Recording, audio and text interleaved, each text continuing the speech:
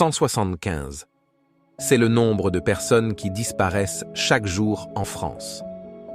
À l'échelle d'une année, on en dénombre 70 000, parmi lesquels pas moins de 50 000 sont des mineurs. Si Béor n'avait pas suivi son instinct, sa fille aurait pu faire partie des 1300 mineurs que l'on ne retrouve jamais. Le 2 janvier 2019, alors qu'il tournait une vidéo pour l'académie de football qu'il a créée, Assia, sa fille de 14 ans qui devait rentrer chez ses grands-parents à 18 heures, ne donne aucun signe de vie.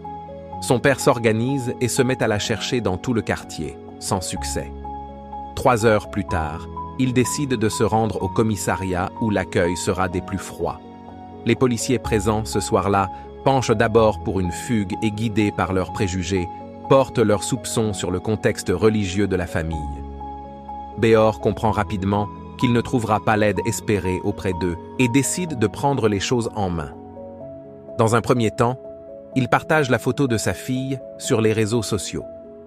Grâce à certaines de ses connaissances connues, son appel sera largement relayé et une quarantaine de personnes feront le déplacement pour l'aider. Béor et son groupe de recherche enquêtent et suivent plusieurs pistes. L'une des plus probantes concerne une amie de sa fille qui pourrait être directement impliquée. Béor se rend à nouveau au commissariat afin de relayer cet indice et apprend qu'aucun avis de disparition n'avait été diffusé suite à sa première visite au commissariat. Cet épisode contribuera à lui faire prendre conscience de l'extrême faillibilité de l'appareil policier lors des procédures de recherche de personnes disparues.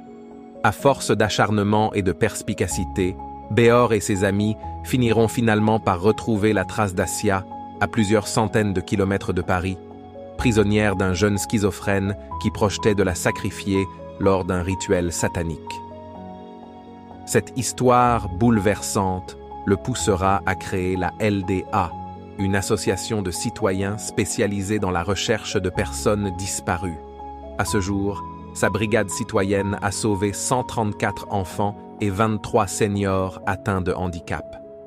Ce livre est le témoignage direct de leur combat et révèle la puissance de l'entraide et des réseaux sociaux, lorsque ces derniers sont utilisés à bon escient.